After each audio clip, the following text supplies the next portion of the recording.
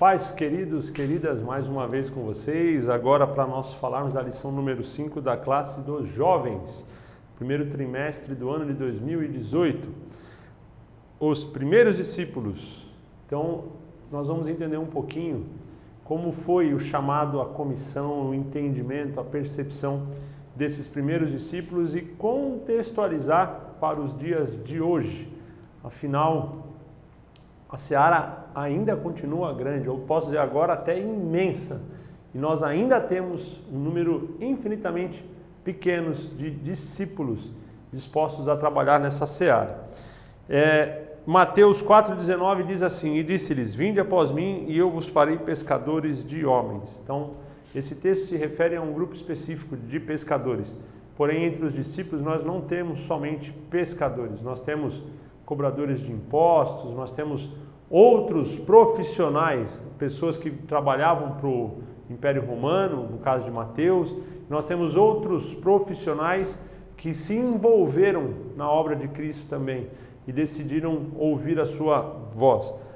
Quando a gente fala um pouco desse assunto, a gente precisa primeiro tirar um pouco do romance. Às vezes a gente romancia demais alguns aspectos da Bíblia, e aí quando o jovem ouve aquilo, ele olha e fala, mas é muito distante de mim, da minha realidade, eu nunca vou conseguir ser como Pedro, como Tiago, João, ou como a igreja primitiva.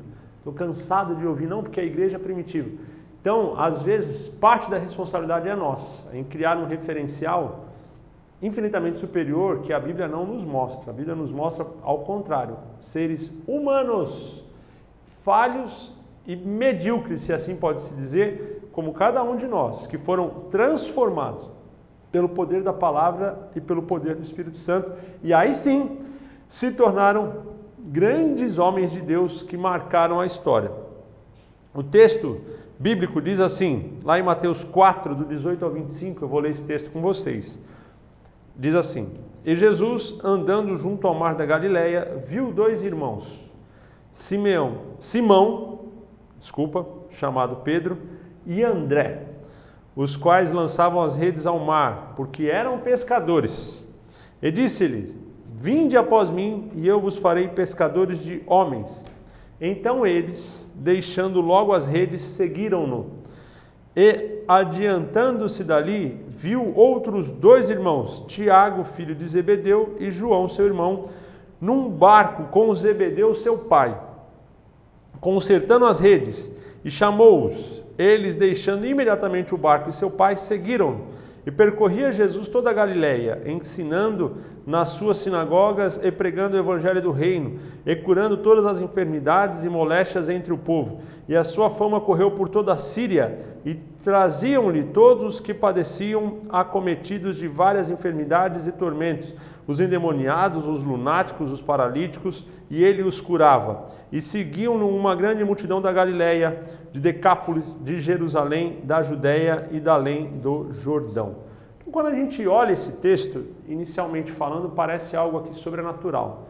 A gente vê duas pessoas ali pescando, passa um jovem, tá? Então, eu quero agora tentar contextualizar para a visão real daqueles dias ali. Vamos tirar um pouco dessa percepção que nós já temos do nosso Cristo como Deus. Tenta imaginar você, pescador, você está ali trabalhando com seu irmão e de repente passa um homem na praia, um jovem de 30 anos de idade. E ele fala, vem cá, agora eu vou fazer vocês pescadores de homens, vem comigo. Eles largam tudo e vão. E continuam andando ali na beira do mar da Galileia, que era uma grande lagoa, na verdade. E mais na frente tem mais dois irmãos, Tiago e João, juntamente com seu pai, estão ali consertando a rede.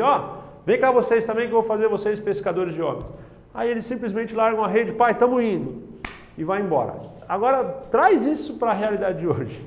Imagina se alguém chega lá na tua casa, vem aí, larga tudo que você está fazendo, deixa seu pai, deixa sua esposa, porque Pedro era casado, deixa sua esposa e vem. Você...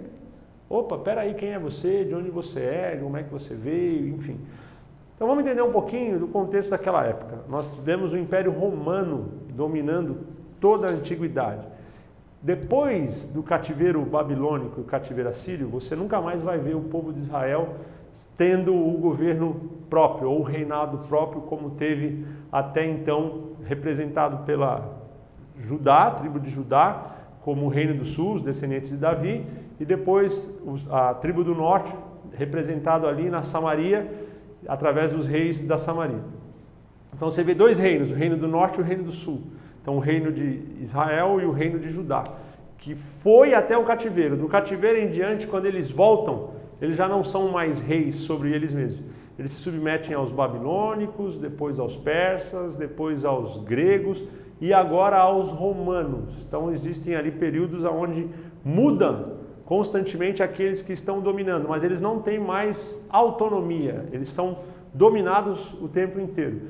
E todo judeu sentia o peso da mão de Roma, da opressão de Roma, cobrança de impostos e outras coisas mais. E eles ansiavam pela promessa do Messias, o filho de Davi, ou seja, da tribo de Judá, descendente de Davi, que viria, segundo o entendimento deles, para libertá-los e restaurá-los como um reino absoluto, como Davi tinha feito, tirando os judeus da escravidão dos filisteus, da opressão daqueles povos em volta e estabelecendo um reino forte e duradouro. Tanto é que ele deixa o reino para Salomão, Salomão reina mais 40 anos sem pegar numa arma, só pela estrutura que Davi havia deixado, ninguém se atrevia a lutar agora contra o povo de Israel. Então os judeus daquela época, eles não eram tão inocentes. Eles esperavam um guerreiro militar que os salvasse do poder de Roma. Vários messias se levantaram, incitavam uma rebelião e eram mortos pelos judeus. Então não era estranho eles ouvirem a voz de alguém se dizendo Messias e reunindo para aquela obra. Só que no caso de Jesus, a gente vai ver que houve também o chamado de alguns discípulos lá na Judéia, que nós estamos na Galileia, no norte. Também houve alguns outros que foram chamados na Judéia. Então, em alguns momentos até há uma confusão de qual foi chamado primeiro, qual que é a ordem, aonde esse chamado começou. A gente vai ver Jesus se deslocando dali, debaixo da Judéia, porque a Judéia você tem Jerusalém, onde havia o templo, onde havia o centro de toda a vida dos judeus, porque pelo menos 3 vezes ao ano eles eram obrigados a estarem em Jerusalém oferecendo sacrifício a Deus. Então, por todo Israel você tinha sinagogas onde a palavra de Deus era ensinada, mas somente no templo o sacrifício era oferecido, com exceção dos samaritanos, que eles também ofereciam sacrifício ali nos montes. E lá na frente você vai ver Jesus conversando com a mulher samaritana, qual era o lugar que deveria ser adorado a Deus. Mas fora os samaritanos, que tem um outro contexto, toda a nação de Israel descia para o sul e ali eles ofereciam sacrifício. Então, o que era esperado de alguém que queria ser o rei e o Messias? Que se estabelecesse lá embaixo, no sul, em Jerusalém, que tivesse em evidência. Jesus não faz isso. Ele vai para a Galileia, aonde ele foi criado. Quando nasce, ele nasce em Belém, depois ele migra com seu pai e com a sua mãe para Nazaré, e quando ele estabelece o seu ministério, ele vai para a cidade de Cafarnaum, na beira do mar, e ali ele começa a pregar o seu ministério. Mas a gente começa a perceber o seguinte, você vai ver João falando de Jesus quando ele foi batizado, e João está dizendo textualmente, este é o Messias, segui-o. Jesus ele sai do batismo, vai para o deserto, ele se retira, mas a palavra de João é como se fosse, gente, o WhatsApp de hoje. Aquela comunicação correu. Então já tinham identificado, é ele, olha, é o Messias. Quem disse? João, que era amado e seguido pelo povo. E posteriormente você vai ver também Jesus na festa que houve ali em Caná da Galileia, onde ele faz o seu primeiro milagre de uma forma poderosa. Jesus estava ali juntamente com a sua família, quando aquele milagre acontece, ele transforma a água em vinho e aquela notícia ela repercute. Então, quando os discípulos são chamados por Cristo, já havia uma expectativa sendo ele o Messias. E depois, mais para frente, você pode pesquisar ali em Lucas, capítulo 8, 9, está por ali. Agora eu não vou te dizer exatamente qual versículo, porque é legal você ler um pouquinho mais também, né? Não só naquele versículo específico. Mas você vai ver que Jesus, em um determinado ponto do seu ministério, ele dá poder e autoridade para os seus 12 discípulos. Aí eles são chamados de apóstolos, porque eles foram enviados para que fossem expulsando o demônio, curando, fazendo proezas em nome de Cristo. E eles voltam dizendo, olha, Senhor, no teu nome os demônios se submetem a nós, e aquilo incha. Logo depois você vai ver eles chegando numa cidade de samaritanos, os samaritanos não querem deixar Jesus entrar, e aí Tiago e João já viram, porque agora eles estão poderosos, né? Estão grandão, Senhor, se o Senhor quiser, a gente manda chover fogo do céu agora e mata todo mundo. Jesus falou, calma aí, Boanerges, filhos do trovão. Então Jesus ele brincava um pouco, de uma forma irônica, com o temperamento dos discípulos. Calma aí, filho do trovão, não vim para isso. Então eles queriam, na verdade, um reino militar. Tanto é que logo depois a mãe de Tiago e João, ela se aproxima de Jesus e diz, Senhor, olha, quando começar o teu reino ali, dá para colocar um do lado direito, o outro do lado esquerdo, para dividir aí como é que vai ser, quem vai fazer o quê. Então eles tinham um interesse por trás de seguir a Cristo. Então eu estou desmistificando um pouco daquela espiritualização que a gente faz em volta, às vezes, dos discípulos, colocando eles como seres sobrenaturais, e eles eram humanos como a gente. Tanto é que lá na frente, Cristo vai dizer para Pedro, Pedro, quando você se converter, olha que palavra dura, você vai apacentar minhas ovelhas. Então eles ainda não eram convertidos, eles foram impactados pela vida de Jesus, a autoridade com que ele ensinava, mas eles não tinham tido ainda o entendimento pleno de que ele era o próprio Deus. Você vai ver lá na frente Filipe dizendo, Senhor, mostra-nos o Pai que nos basta. Jesus fala, mas como assim? Você está tanto tempo comigo e você me fala, mostra-me o Pai. Eu e o Pai somos um. Ninguém vem, olha que palavra linda, ninguém vem, não é ninguém vai. Ninguém vem ao Pai se não for por mim. E você me diz, mostra-me o Pai. Então eles não tinham percebido Cristo como sendo o próprio Deus andando entre eles. Eles viam Cristo como simplesmente o enviado, como alguém sobrenatural que teria autoridade. E esse vai ser o personagem que o anticristo vai estabelecer. O anticristo vai se colocar como um libertador militar, alguém que vai unir o governo mundial e vai entregar na mão dos judeus, aonde ele vai se dizer judeu da tribo de Judá. Digo vai se dizer porque Satanás é o pai da mentira, ele inventa a mentira que ele quiser, mas os judeus até hoje esperam um judeu da tribo de Judá, filho de Davi, que reine sobre eles e estabeleça novamente Israel como nação poderosa, como foi na época de Davi. Então, quando os discípulos se aproximaram, eles se aproximaram com interesse, mas Jesus deixa muito claro qual era a proposta dele. Olha, estou chamando vocês para serem pescadores de homens. Jesus não faz uma barganha, não, vem para cá que eu estou montando um reino, um negócio legal. Jesus não enganou. Olha, lá na frente, né? Peguei, surpresa. Não, Jesus deixa claro. Estou chamando vocês para algo muito maior do que simplesmente um reino militar. Então havia uma revolução que acontecia ali. Havia os sicariotes, ou sicariotes porque eles usavam o sicário, que era uma faca pequena na cintura, para poder organizar uma revolução armada. E Judas, que era da tribo de Judá, ele era um sicário, ou um sicariote. Ele fazia parte desse grupo, ele andava com o seu sicário. Por isso Judas Iscariotes ou Judas Sicariote. Então ele fazia parte de uma revolução armada. Então Jesus chamou revolucionário, Jesus chamou pescador, Jesus chamou funcionário público. Ele não fez distinção. Ele trouxe todos para perto dele, mostrando para eles algo maior, algo pleno. Então a escolha desses discípulos, ela foi marcada. Eles foram chamados para ser pescadores de homens, com uma visão específica. Ou seja, o foco, a prioridade é que pessoas sejam salvas e transformadas. Estou aqui para libertar, não do poder do Império Romano, mas de um poder que é maior do que o Império Romano, que é o poder do pecado e da morte. Então eu quero que vocês usem a capacidade do pescador e eu vou ensinar para vocês agora como transformar isso em algo em favor do reino. Vocês vão continuar pescadores, porém de homens. E aí a escolha dos discípulos, a gente vai ver lá na Judéia, né? Jesus ele chama primeiro na Galileia, ele vai chamar João, ele vai chamar Tiago, ele vai chamar André e ele vai chamar Filipe. E depois lá na Judéia, ele vai chamar também Natanael e ele vai chamar também Mateus. E assim até mesmo o próprio Judas. Então a gente vai ver Jesus reunindo discípulos tanto na Judéia quanto na Galileia. Você não vai ver Jesus fazendo uma acepção. Então a Bíblia diz que quando ele começa o seu ministério, uma multidão começa a seguir Jesus. Que multidão é essa? Os discípulos de João Batista. Dessa multidão, ele separa alguns discípulos.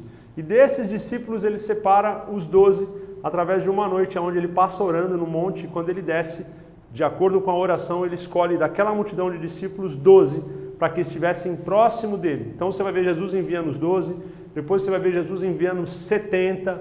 Então haviam vários grupos de discípulos que pregavam e evangelizavam. Os 12, eles estão ali representando as 12 tribos de Israel, representando a totalidade do povo. Então, representando aquilo que no futuro vai ser representado pelas 7 igrejas de Apocalipse, que seria a perfeição da igreja. Então, os 12, eles são um número representativo, mas o número de discípulos de Jesus eram muito maiores do que aqueles 12. E é aí que nós precisamos entender que nos dias de hoje, Cristo continua recrutando pessoas, independente da sua posição social. Então, quando disseram, olha, nós conhecemos o Messias, principalmente para Natanael, nós conhecemos o Messias, Jesus, Galileu.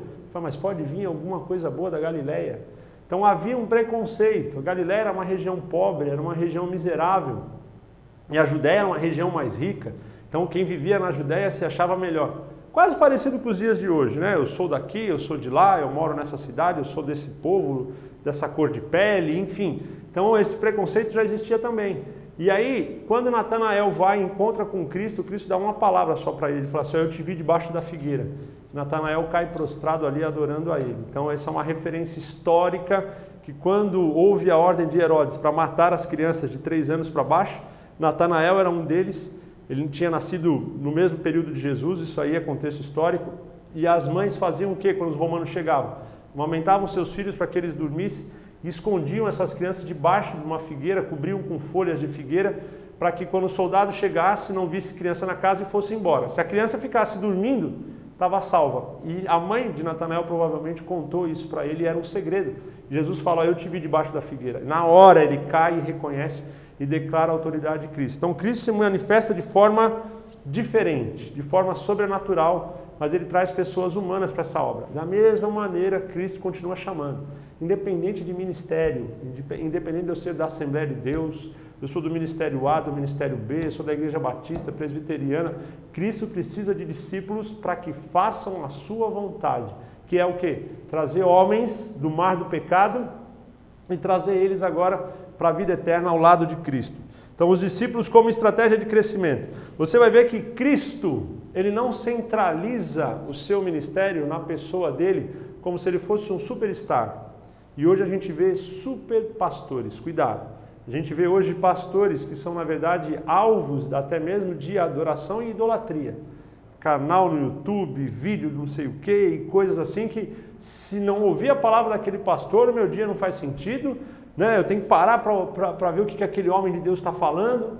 E às vezes as pessoas se colocam dessa forma também, como sendo elas aqueles que realizam o sobrenatural, ou seja, se elas não estiverem ali, o sobrenatural não vai se manifestar. Cristo era o único que poderia exigir isso, porque ele é o próprio Deus. Mas o que ele faz? Ele dá autoridade aos discípulos. E ele fala, olha, em meu nome, olha que coisa linda, vocês farão coisas maiores do que as que eu estou fazendo. Então qual foi a estratégia do crescimento? A estratégia do crescimento foi dividir, foi dar poder e autoridade para que os discípulos fizessem. Então Cristo viveu 33 anos. Nos primeiros 30 anos da sua vida ele trabalhou, ele cuidou da sua família. A gente vê o seu nascimento, depois vemos Jesus aos 12 anos lá no templo fazendo bar mitzvah, onde um menino judeu ele era obrigado a se apresentar diante, e a menina também, diante do sumo sacerdote e proferir a Torá, ser questionado, era uma sabatina, ele provava que ele tinha maioridade religiosa agora, podendo acompanhar, no caso do homem, o seu pai, para ir ao templo e assim acompanhar os sacrifícios. Então Jesus foi sabatinado aos 12 anos, tomou o puxão de orelha de José e de Maria, porque não avisou que ia ficar no templo. Então seus pais voltaram para Galileia e lá no caminho, dias depois de viagem, perceberam e voltaram atrás dele. A Bíblia diz que ele se submetia aos pais em amor, respeitando a autoridade deles. E depois a Bíblia vai mostrar Jesus aos 30 anos sendo batizado por João Batista, dizendo, olha, ele é filho de José, o carpinteiro. Então ele tinha uma profissão. Jesus trabalhou uma vida inteira, cuidou da família, estudou, teve responsabilidade como todo ser humano. E aos 30 anos, quando ele inicia seu ministério, Jesus poderia, no dia que ele saiu do Jordão, ele poderia ter ido para a cruz e ter sido morto e resgatado a humanidade, porque ele já tinha sido provado por Satanás. nos seus 30 anos de vida. Não fique imaginando que Satanás só tentou Jesus no deserto naqueles 3 anos que ele esteve ali no seu ministério. Não, a tentação começa já na infância. A Bíblia diz que ele foi tentado em tudo e ele prevaleceu, permaneceu fiel. Por que Jesus então decide ficar 3 anos em seu ministério na terra? Fazendo o mais importante, que era o quê? Estruturando os discípulos, para que eles pudessem, depois da sua subida ao céu e a descida, lógico, né? Descida no sentido não que o Espírito Santo já não estivesse aqui, mas como o ministério do Consolador, para que o Espírito Santo, através deles, pudesse fazer com que aquela palavra chegasse ao mundo inteiro. Você não vai ver Cristo nos 3 anos se preocupando em ir para fora dos termos de Israel. Você vai ver Cristo se preocupando em ficar ali, para quê? Para ensinar os judeus no contexto deles.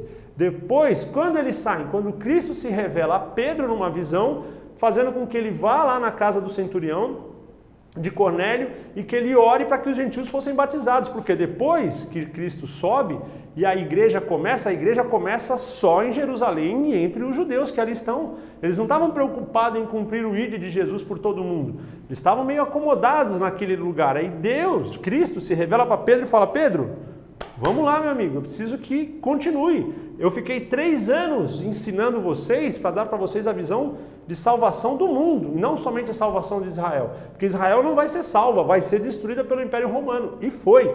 E aí os judeus perceberam qual que era o verdadeiro propósito de Cristo. Ou seja, só lá na frente.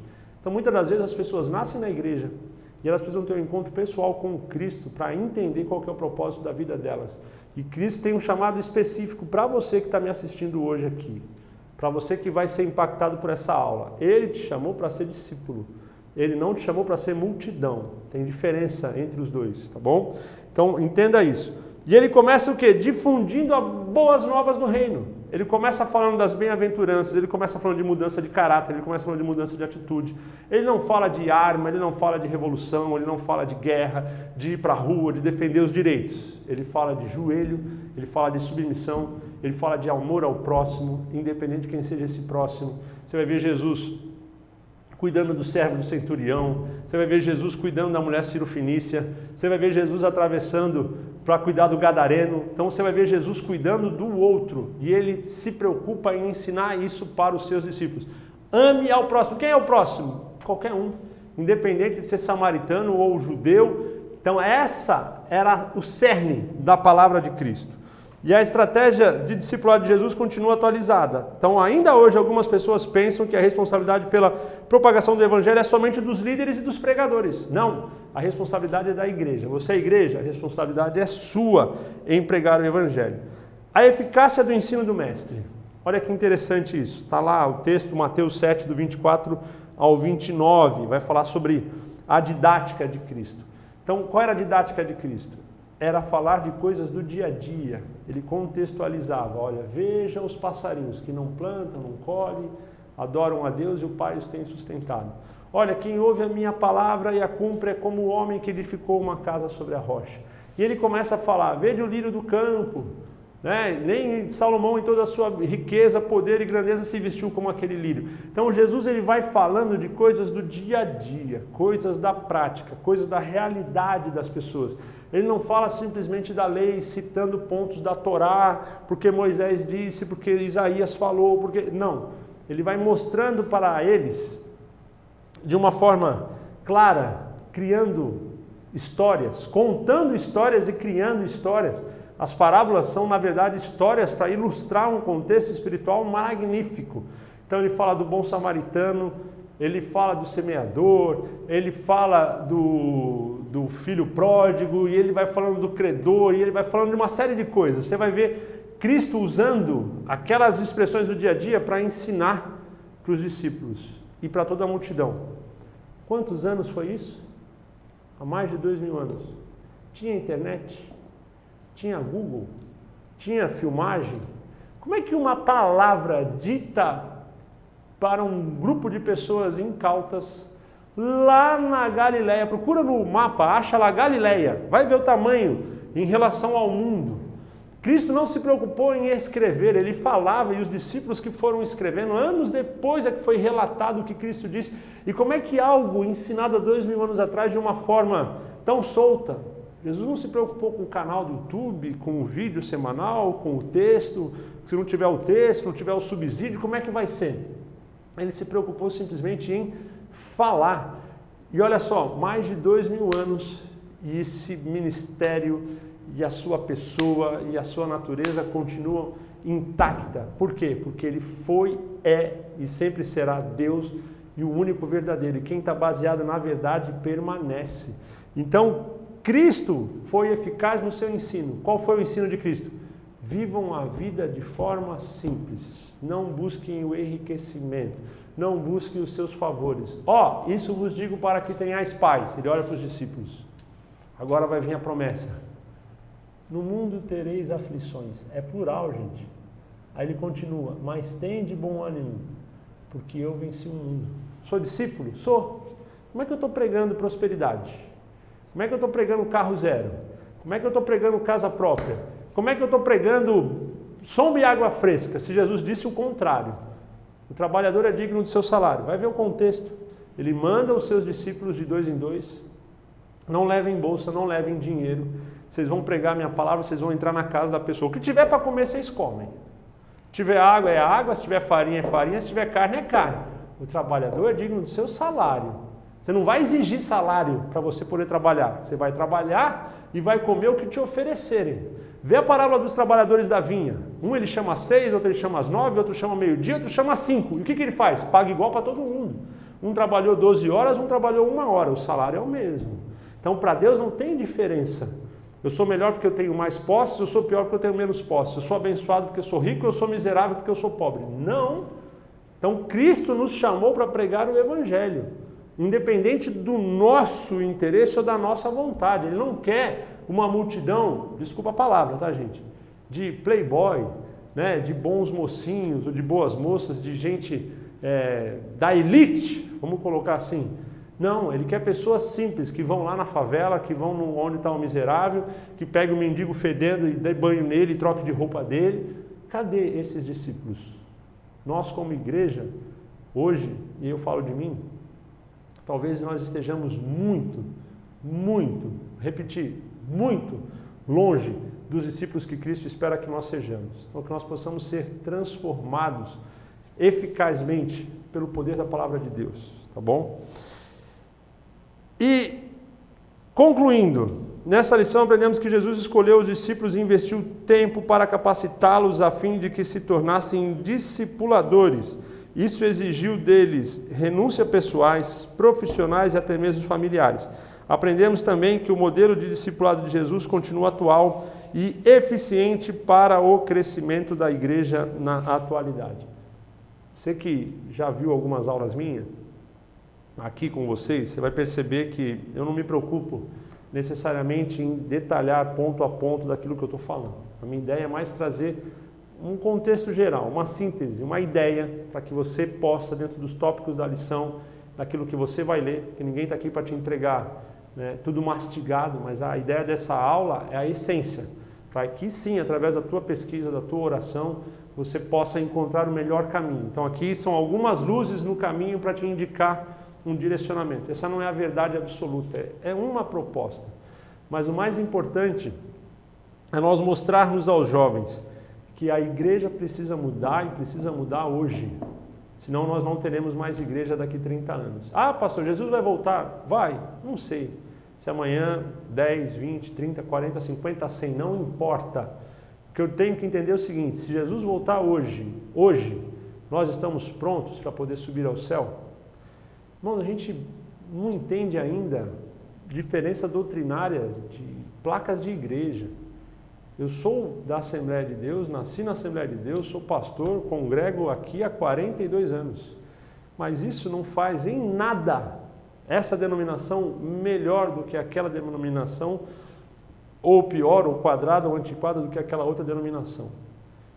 Uma vez os discípulos chegaram para Jesus, Jesus, olha, tem aí um grupo de pessoas que estão pregando aí também, ó, estão falando, estão expulsando demônio no teu nome. Jesus falou para eles assim, olha, quem não é contra mim é por mim. Deixa eles falarem no meu nome. Eles não precisam fazer parte da nossa panela. Eles não precisam fazer parte do nosso grupinho para serem especiais. Eles estão pregando? Estão. E aí? Então, Quem não é contra mim é a favor de mim. Então, por que século 21, 2018, estamos chegando em 2020, gente.